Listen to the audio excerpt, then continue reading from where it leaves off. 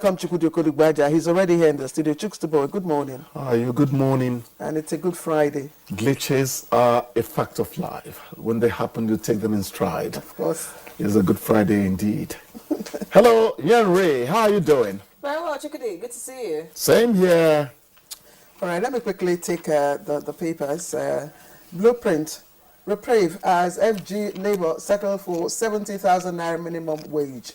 It comes with two riders. Why we accepted the offer, NLC TUC explains, OPS kicks, and Tinubu orders payment of SANU and NASU withheld salaries.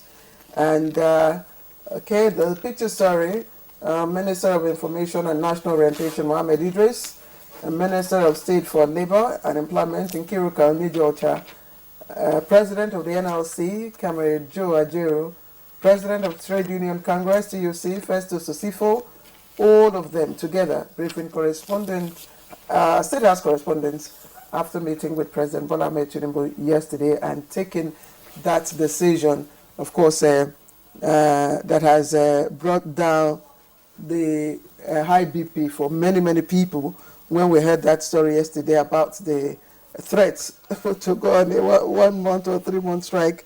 Yeah. All right, so let's other stories. CDS, IGP to reps. Our personnel don't protect illegal miners, minefields. Say we only guard legitimate miners. Okay? And persistent inflation may extend monetary tightening wounds Cardoso. There are other stories there on the front page. Let's take you above the nameplate.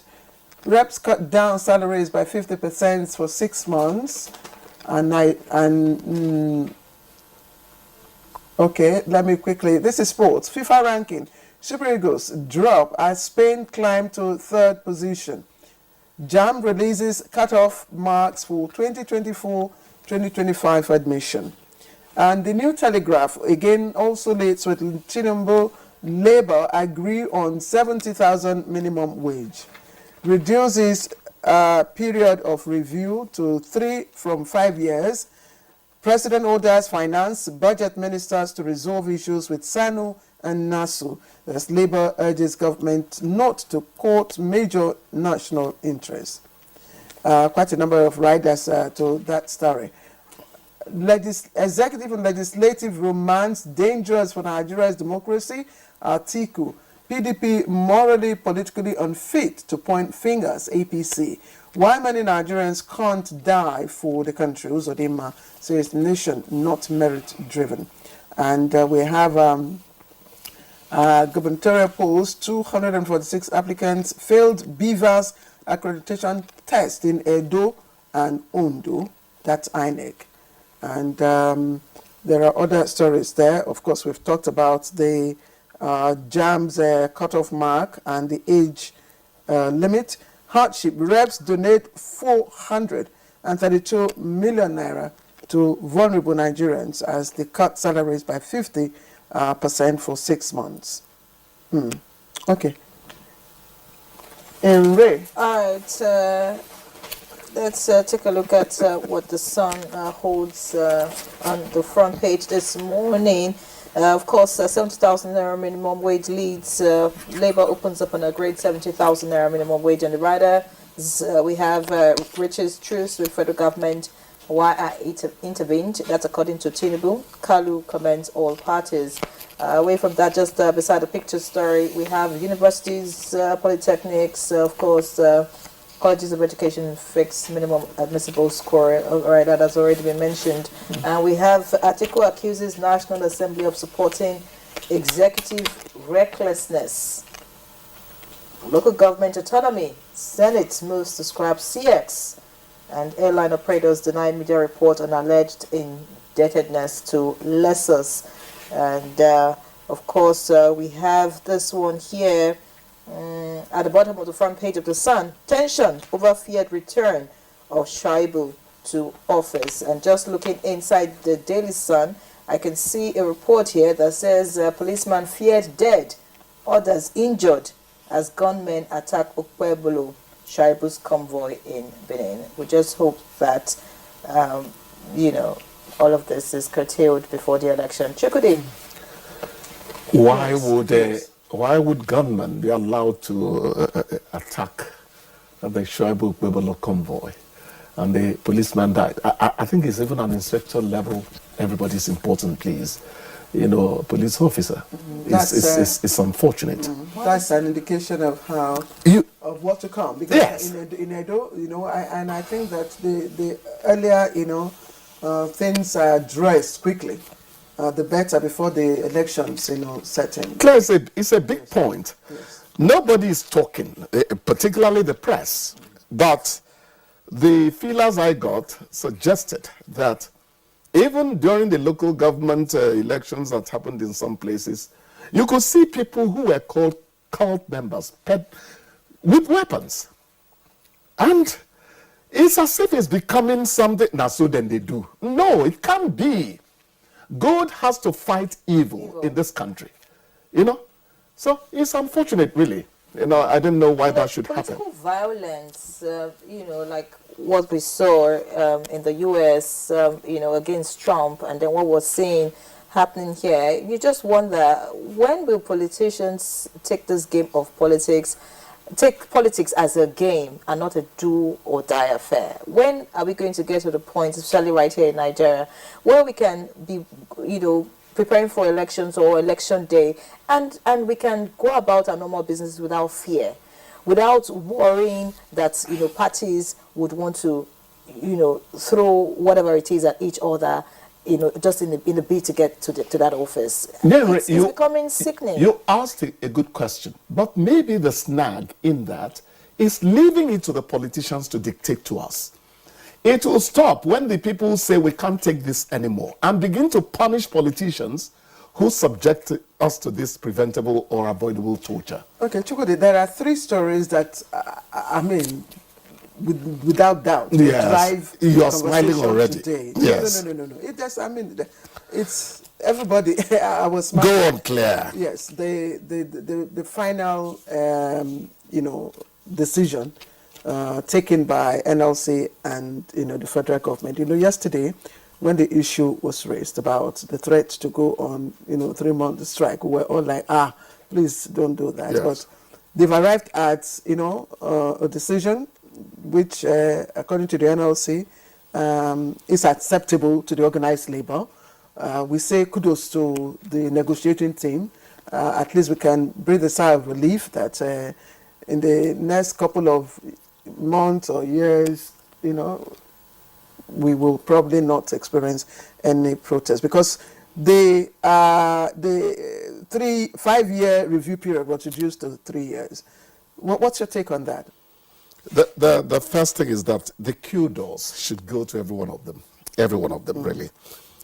The reduction from 5 years to 3 years as the time frame for reviewing, wages is a very good one. It was one of the palliatives, I have to call it that helped convince labor that this is something we want to try. Okay. Remember, I had, gestured between 80,000 and 100,000. I'm 10,000 naira short, but definitely some agreement has been reached. And the federal government said the CNG buses are going to come out as a particular, subject among the massive infrastructure, work they pledge to do. Because if at the end of the day you give a worker 200,000 naira, and things exist within the polity, within the business environment, that will take 300,000 naira from him or her, at the end of the day you have not given anything. It's very important that has happened. Okay, we're also looking at the donation, or should I say the sacrifice by House of Reps by 50%, and this paper gives a breakdown. Yes, it says I think 400 and something 433 or 32 million. Yes, but let's hear your review. Before I say that, let us conclude what I was talking about concerning, the minimum wage thing. Government actually says they'll find ways of supporting the private sector too. Otherwise, it is a problem. When it is minimum wage, it becomes law across the nation. Because you're talking living wage. Anyone can go above that benchmark thereafter. The lawmakers have done well. Because if you say that the devil in the lawmakers' take-home pay is not really in what the revenue mobilization and allocation mobilization and fiscal commission gives them, but the allowances they give themselves, you would be right. But at least they've gestured something. It shows empathy towards the ordinary Nigerian concerning what is happening in the polity. So it is to be commended. Just like many Nigerians, and like I mentioned, I think earlier when we were talking about the sharing of rice, is how they want to go about these vulnerable Nigerians. Yeah. That's one term that needs a lot of explanation in this country, because you know, when you actually look out for the vulnerable and find out if they benefit from all these things, it doesn't get to them. So you just begin to think that maybe we should just take the word vulnerable Nigerians away from our lexicon and then look for some other things that we can do. You know, so if Yes, they're other donating, metrics yes, other ways to be able to reach out to people, because Everybody, I don't know. almost every, yesterday we were talking about the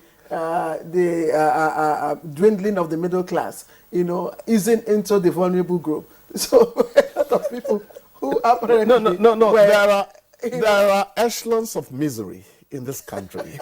I'm sorry to use that phrase, but that's what it is.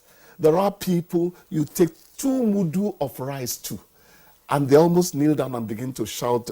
By the way, did you see the video of your a praises. politician giving a pack of spaghetti to No, elderly women? I didn't see that. Oh no. Okay. Okay, we have just a very- minute to go. Chukwudi, please could you speak to the issues, you know, 1 or 2 of the outcomes of JAM policy meeting yesterday? The first one was, I mean, which everybody's talking about, the pegging of the age limit for admission at 18, which is to start from next year. First of all, I've always said, what's the inferiority complex Nigerian parents suffer from when they want their children to get into the university at 15?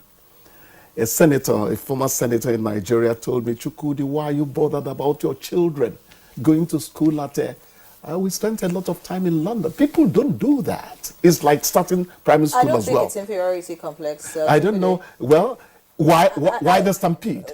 What is happening at the moment is the fact that children begin school on time, or like, you know, those days when mothers were always available at home. I have cited countries where the rush is not that way. They meet a particular age. No, but again, Yes. some people who are against this pegging of age will tell you, can we begin to peg the number of years you stay in school and graduate?